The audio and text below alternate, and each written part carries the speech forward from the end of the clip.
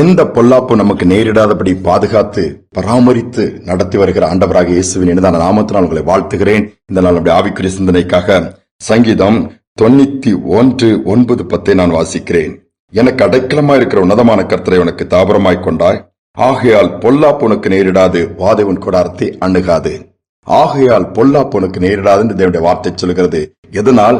அந்த உன்னதமான தேவனை நமக்கு அடைக்கலமாய் தாபரமாய் வைத்திருந்தோமானால் பொல்லாப்பு நமக்கு நேரிடாதாம். எங்கு பார்த்தாலும் விபத்துகள், ஆபத்துகள், அழிவுகள், எங்கு பார்த்தாலும் இயற்கையின் சீற்றங்கள், யுத்தங்கள், அப்படிப்பட்ட ஒரு சூழ்நிலை தான். ஆனால் இப்படிப்பட்ட காலகட்டத்தில் ஒரு பாதுகாப்பை கர்த்தர் கொடுக்க வல்லவராக இருக்கிறார். ஒருவேளை உண்மை உத்தமமா நாம் இருக்கும் பொழுது விரோதமா அநேக காரியங்கள் எழும்புகிறது. பாதிக்கும்படியாய், நம்மளை உடைக்கும்படியாய், அல்லது நம்மளை அகற்றும்படியாய், நிர்மூலமாக்கும்படியானால் கர்த்தர் பட்சத்தில் இருப்பார் சொன்னா, அவரை நமக்கு அடைக்கலமா வைத்திருந்தோம்னா ஒன்று செய்ய முடியாது. தானியேலின் புஸ்தகத்தை நீங்க வாசித்து பாத்தீங்கன்னா நன்றாகவே தெரியும். சிங்கக்கபில தானியேல போடுறாங்க, எந்த குற்றமும் பண்ணவில்லை. அவனுக்கு விரோதமாய் பிரதானிகள் எழும்பினார்கள், குற்றம் கண்டுபிடிக்கும்படியாய் ஜெபிக்கிற காரியத்துல கண்டுபிடிக்கிறாங்க. ஏனென்றால் 30 நாள் ராஜாவை தவிர யாரும் விண்ணப்பம் பண்ணக்கூடாது, வணங்கக்கூடாது. சட்டத்தை ராஜாவை ஏமாற்றி கொண்டு வந்துட்டார்கள். தானியேல் அதை குறித்து கவலைப்படவில்லை. முன்பை போலவே தானியேல் 6ஆம் அதிகாரம் 10 வசனத்திலே மேலே மாடிக்கு போய் பலகணிகள் திறந்து கதவுகளை திறந்து வச்சு எருசலேம் நேரா ஜெபிக்கிறார். உடனே கண்டுபிடிச்சு தானியேல் தப்பு பண்ணிட்டாருன்னு சொல்லி குற்றம் சாட்டி சிங்கக்கபில போட்டாங்க. தானியேல் வாழ்க்கை முடிஞ்சிட்டு. ஆனா என்ன நடந்தது தெரியுமா? அந்த சிங்கங்கள் தானியேலை சேதப்படுத்தவில்லை என்று வேதம் சொல்லுகிறது. சிங்கத்தின் வாய் ஆண்டவர் கட்டி போட்டாரு. அது அமைதியா இருக்குது. இந்த சிங்கங்களை அந்த கெபிக்குள் வைத்திருப்பதன் நோக்கமே குற்றவாளிகள் அங்கு தூக்கி போடுவார்கள், அவர்கள் அழித்து விடும், சாப்பிட்டுடும். ஆனா தானியேலை தொடக்கூட இல்ல. அடுத்த ராஜா அவனை தூக்கி விட்டு சத்துருக்கள் எல்லாம் அவனுக்கு விரோதம் எழுப்பினவங்களும் அவ்வளவு தூக்கி போடுற அத்தனை பேரையும் காலி பண்ணிடுச்சு. கர்த்தர் எவ்வளவு அழகா பாதுகாக்கிறார் பாருங்களா, பொல்லாப்பு நேரிடாதபடி. வெளிநாட்டுல இது நடந்த சம்பவம். ஒரு சகோதரி நிறைமாத கர்ப்பிணியா இருக்கிறவங்க கார் ஓட்டிட்டு போயிட்டு இருக்கிறாங்க. காட்டின் வழியா போனோம், பனி பெய்துகிட்டு இருக்குது. திடீர்னு அந்த பனி புயலாய் மாறிடுச்சு. கார் ஓட்ட முடியல, என்ன செய்யறதுன்னு தெரியல. எல்லாமே அப்படி பாதை தெரியாம நிக்குது.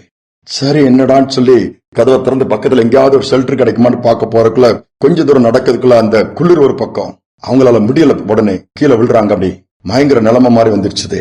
அப்ப திடீர்னு பிரசவம் ஏற்பட்டுருது. குழந்தை பெற்றெடுக்கிறா. பக்கத்துல யாருமே கிடையாது. அந்த குழந்தைய அணைச்சிட்டு அப்படியே சில்லுன்னு இருக்குது. அந்த குளிர், காற்று வேற வீசுது. கொஞ்ச நேரம் பாக்குற யாருமே இல்ல. திடீர்னு பார்த்தா அந்த பிளட் ஸ்மெல்ல பார்த்து ஓநாய்கள் அந்த காட்டுக்குள்ள வந்துருச்சு தான். நிறைய ஓநாய்கள் வந்தது. அந்த சகோதரிக்கு இன்னும் பயம். ஐயாண்டவரே, நான் என்ன செய்வேன்? பிறந்த குழந்தை கையில வச்சுட்டு இருக்கிறா. அந்த ப்ளீடிங் இருக்குது, உடம்பு வேற அப்படி சோர்ந்து போயிருக்குது. யாரும் கூப்பிட்டா கூட, சத்தம் போட்டா கூட வர்றதுக்கு ஆட்கள் இல்ல. அப்படியே இருக்கும்போது அந்த ஓநாய்கள் நெருங்கி வருது. குளிர் ஒரு பக்கம், அது சாப்பிட்டு கொண்டு பயம் ஒரு பக்கம். ஆனா வந்த ஓநாய்கள் என்ன பண்ணுச்சு? ஒண்ணுமே செய்யலையாம். அந்த சகோதரி அந்த குழந்தைய சுற்றி நெருக்கி உட்கார்ந்துருச்சுதான்.